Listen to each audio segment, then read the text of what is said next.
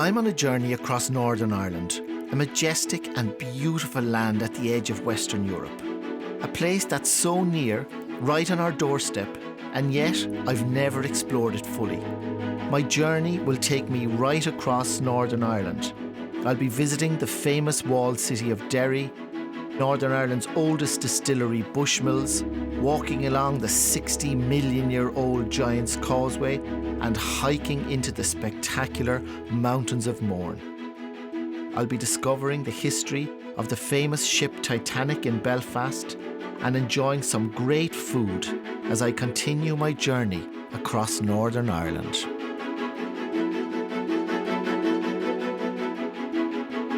I'm starting off my journey in Derry, or as some would call it, Londonderry, where I was off to meet local tour guide Garvin Kerr. And today we're in the beautiful walled city of Legend Derry, and we have one of the city's legendary figures with us today, Garvin Kerr. Yes, you're Garvin, very welcome. how are you doing? I am fine today, and a beautiful day today. It's great. Wonderful. Yes, and listen, there's the most amazing feeling, Garvin, of youthful optimism here when you come into the beautiful city of Derry. Can you tell us a little bit about the city? The most fantastic thing, obviously, being the great historical city. We're the only complete walled city in Ireland, of course, which is a magnet for people, and one of the only complete walled cities in Europe. It's bringing people to the city, it's bringing the economy to the people. They walk the walls themselves, 400 years old, 1613 to 1618. It took 5 years to build these walls, a very rapid construction of the time. But not only that, the walls themselves, anyone who died, by the way, during the building of these walls, there are a few bodies inside the walls, Ed, so just be careful where you're walking. So we're standing here watching hundreds of years of history, Garvin, sculpted on the beautiful bridge behind us, the hands across the divide. And what really strikes you here as well is the number of young people that you see everywhere and the vibrancy about the city. It's really, really come on from my last visit here a few years ago. As we talked on our last visit, and you were on tour with me at that time also, Ed. But you know, the vibrance of the young people in the city too, this is a great thing. That when young people take pride in their city, then you've got less antisocial behaviour, you've got less. And I have to say now that the city has really pulled itself up with the liveliness at the weekends here and some of the great pubs and bars we have here now at the moment. But you can walk the walls and step off the walls the whole way around at different locations and different scenes they see.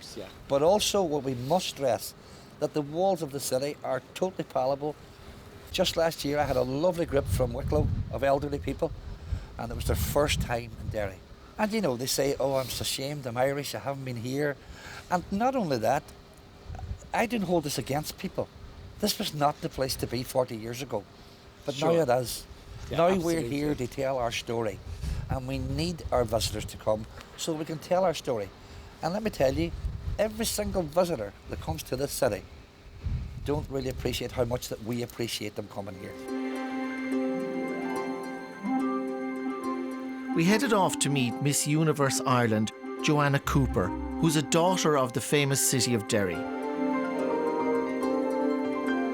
Well, there's a lot going on in Derry at the minute, especially with the likes of Fashion Fest. We have our own kind of like a small fashion week where events take place over a weekend, and so if you came up to that, it's brilliant. It's a great weekend. And then we have Waterloo Street. That's where all the Irish bars are, and that's always lively. You'll always get people in there. So it's a good nightlife. Brilliant. And of course, Edmonton Square, I mean, that's bigger than Trafalgar Square, I heard. It's amazing. It's beautiful. It's really, really nice. And we've attracted MTV Crashes, and we had Radio 1's Big Weekend. So there's a lot going on. People can have their own ideas of Derry before they come here, and it's only when they're here that they get to develop their own idea about it. And usually people go away saying it's absolutely beautiful. After the Fleadh especially, there was thousands of people all over the city the full week. From both sides of the water, everyone joined together, and it was amazing. So I think you need to come and experience it. And I see, I mean, the vibrancy, and there's a real youthful optimism here in the city, isn't there? Especially after being voted City of Culture. The town everyone got together, and it took off. Like, as you see going down the quay and over in Ebrington, it's absolutely beautiful. And it's a small city too, so you can walk about and take it all in without tiring yourself out.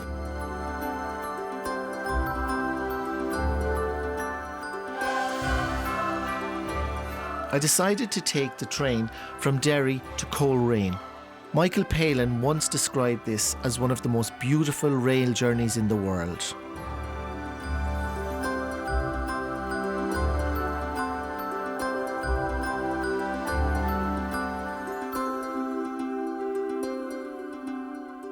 Just a short trip from Coleraine is the beautiful golf course Royal Portrush. This is every golfer's dream. I went off to meet Graham Beat, the course manager.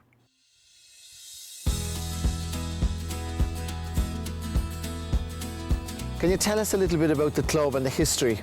Well, the club was founded in 1888. It hosted the Open Championship in 1951, and I think it's a great setting for a championship like that. The golf course itself is fantastic, and the views are just amazing. It's good value actually, because you have the two courses, and there's obviously a different fee structure on both courses. Well, that's right. I think we cater for everybody. We've got two courses, plus we've got a short 9-hole course, which a lot of the people coming here for a weekend will just go around and play. The Valley course, I think, is affordable for everyone, and obviously Dunluce, you know, it's maybe a once in a lifetime, but I think it's definitely worth the green fee as well.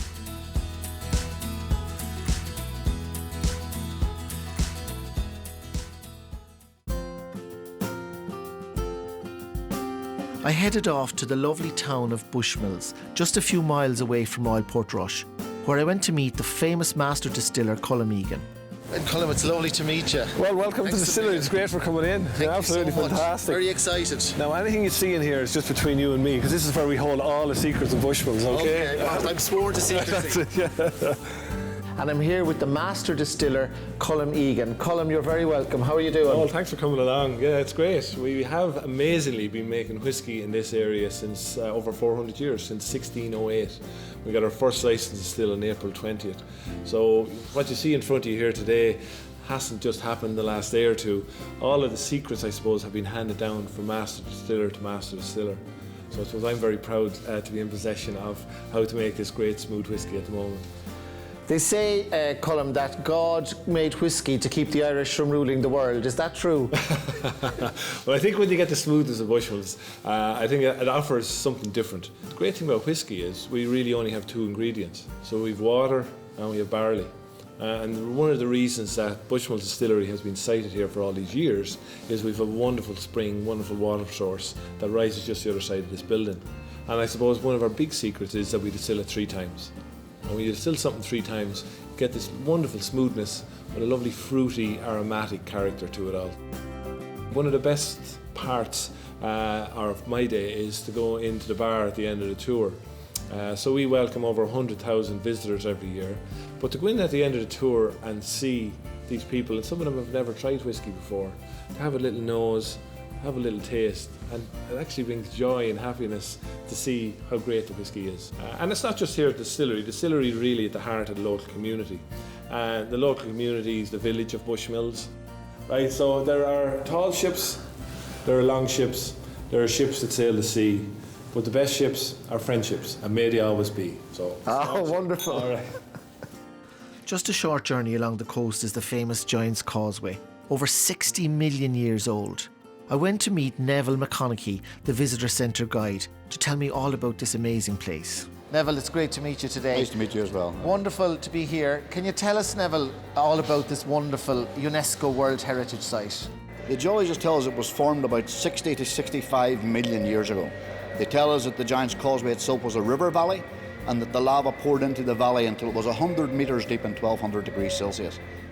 Locals here will tell you something different. Locals here will tell you that it was actually built by a giant called Finn McCool. He was 54 feet tall, and we have proof of that because he's left us his boot, and his boot is on the site. And when we're down here today, I'm going to point it out to you. It's a size 93.5, and it's not rocket science. When you're a size 93.5, you're 54 feet tall. And that's what local people will tell you. There's lots of stories go with the area.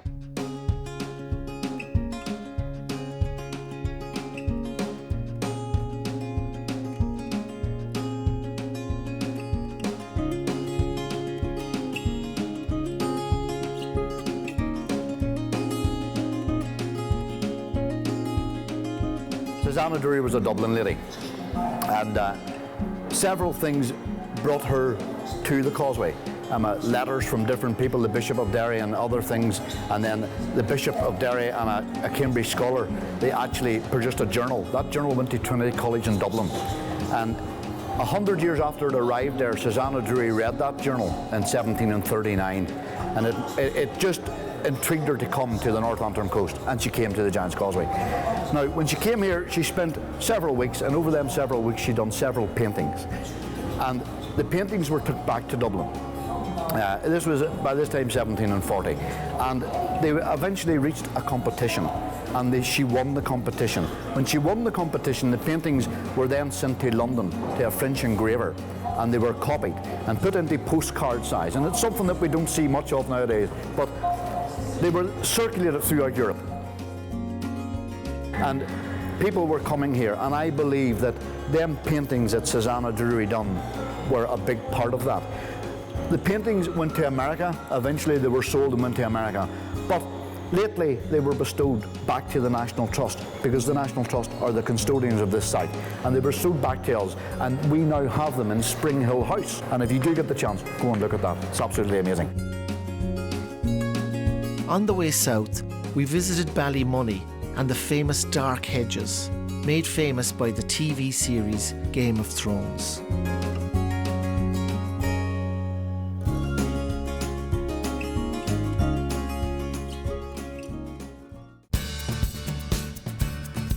This morning, I'm going to be visiting the lovely towns of Newcastle and Dundrum along the Mourne coast. And then I'm off to hike into the famous mountains of Mourne with tour guide Peter Caffrey from Walk the Mourns. Andrew, lovely to meet you today. How does a local fisherman go to become an award-winning cider producer? Well, I suppose growing up in such a beautiful area and the seaside beside us, I left school at 16 and became a local trawlerman in the port of Kilkeel, which is just round the bay. And then, after years of being a landscape contractor, I decided to use the apples that was in my father's old orchard to produce cider. After a while, I suddenly realised that the style of cider that I was producing, and a pure juice cider, that we started to suddenly win awards. Well, we're lucky that we have some fantastic restaurants in the area. And not only does the area have fantastic restaurants, we have Murlock Beach, we have Tullymore Forest Park, we have the fantastic, majestic Moor Mountains to walk through. So any visitor coming from the south to visit us here will find an array of things to do to fill their day. Cheers. Cheers. Peter Caffrey from Walk the Mourns is an expert tour guide and knows the area like the back of his hand. Peter, lovely to meet you. This is an amazing day, huh? Oh, fantastic, yes. The wee bit of snow in the tops would make it all the difference. Unbelievable. I've always wanted to walk along the beautiful mountains of Mourne. We've all heard about them sweeping down to the sea. Yes. And I can't wait to do this walk with you today. How many miles? We're going to walk about 5 miles today. Oh, yeah. Great. You fit for it? I'm ready, come on. Come on.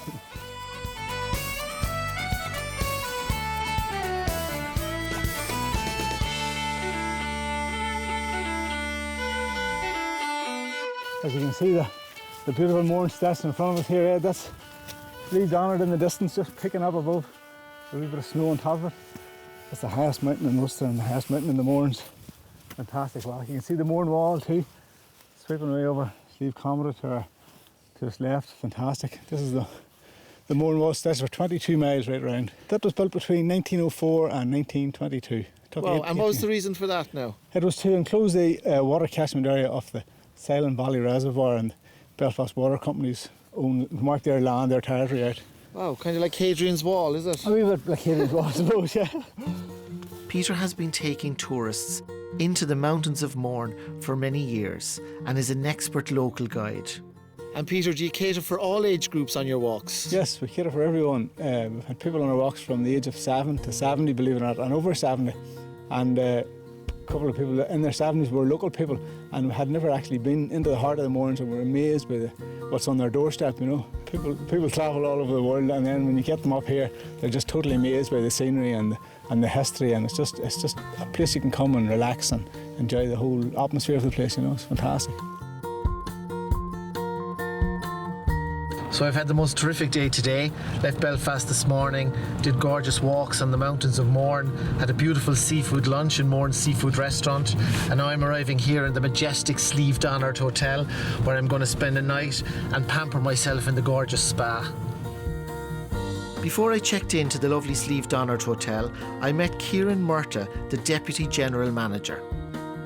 Can you tell us a little bit about the history, Kieran? Yes, indeed. Well, coincidentally now it has just been awarded by Golfers Digest golf course, #1 golf course in the world, which is fantastic for both us and Royal County Down. But yes, the Irish Open week was a huge week for us here, and it was an extremely difficult week in terms of weather, as I think anybody who watched the golf saw, but I think we all coped very well. Some of the golfers at times I think weren't so sure. I think those guys are used to playing in different conditions, so certainly very testing golf course, and the weather certainly tested them as well. But yes, the hotel we were the official hotel, and fantastic to have. We really enjoyed looking after them, and certainly the feedback we got from all concerned was very positive. The Slieve Donard Hotel is a fantastic place to relax and unwind from today's hectic pace, and this morning I was off, just a 30-minute journey away, to the heady heights of Belfast.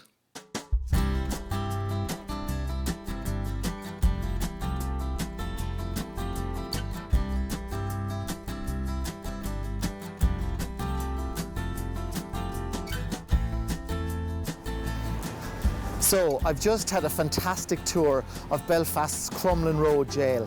Amazing history here. Now I'm heading off to meet Billy Scott to do the fantastic and iconic Belfast Black Taxi Tour.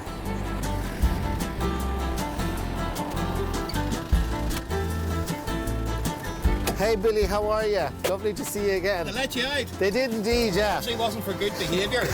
Great tour.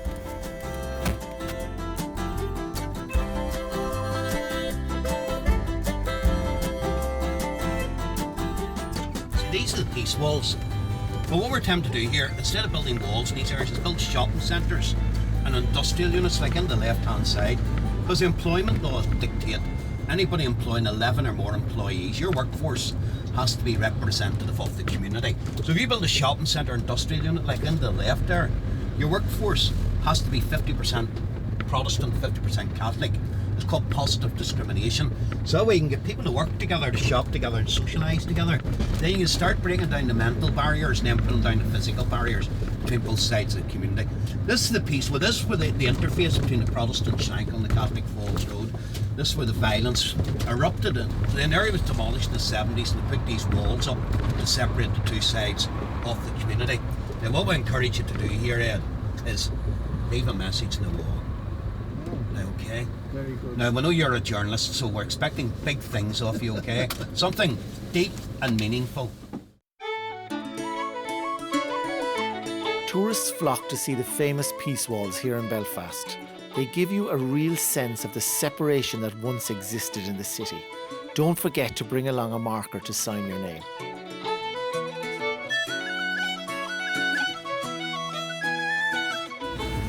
But anytime you come back to our house, we'll give you a good traditional Irish meal.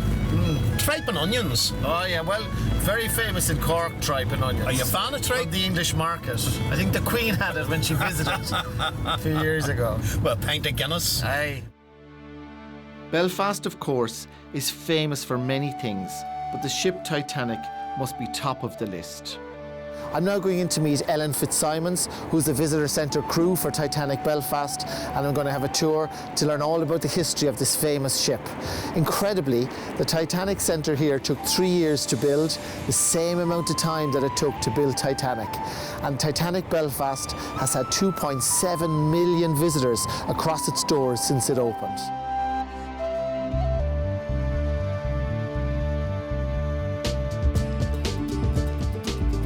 This is a replica of one of the first-class cabins on board Titanic. Now, first-class cabins would have cost up to about £800, and that's about £77,000 in today's money. Could you imagine spending £77,000 on a one-way ticket towards America?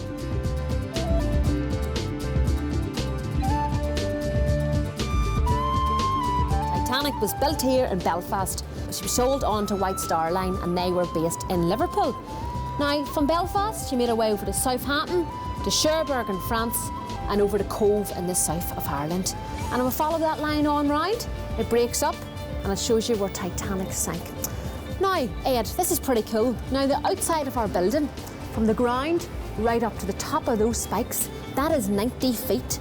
And that's the same height Titanic was from keel to promenade deck, from the bottom of the ship to the top. She was absolutely massive.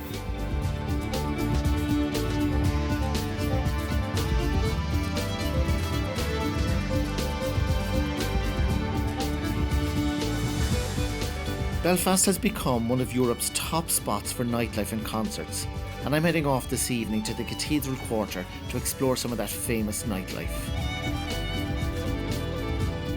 What better way to finish a nice day of sightseeing in Belfast than with a few nice cocktails? I'm here in the bar at the Fitzwilliam Hotel with master mixologist Sean McElroy, and Sean is going to make me a few of his signature cocktails. Don't be shy now, Sean. No, no.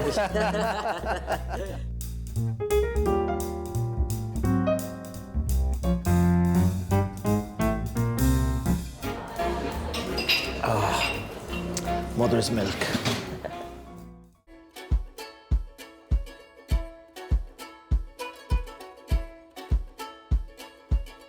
Belfast is well renowned for its lively pub and club scene, and you can keep the crack going well into the night in some of Belfast's finest bars. There's stand-up comedy, live music, indie gigs, and you just can't come to Belfast without a trip down to the local Cathedral Quarter. The Cathedral Quarter is home to a bustling culture and art scene, cosy pubs, underground music venues, and there's a host of contemporary restaurants to suit all tastes. The Belfast of today is in many ways a brand new city. It has pulled off a remarkable transformation. The old shipyards on the Lagan can now give way to luxury apartments of the Titanic Quarter.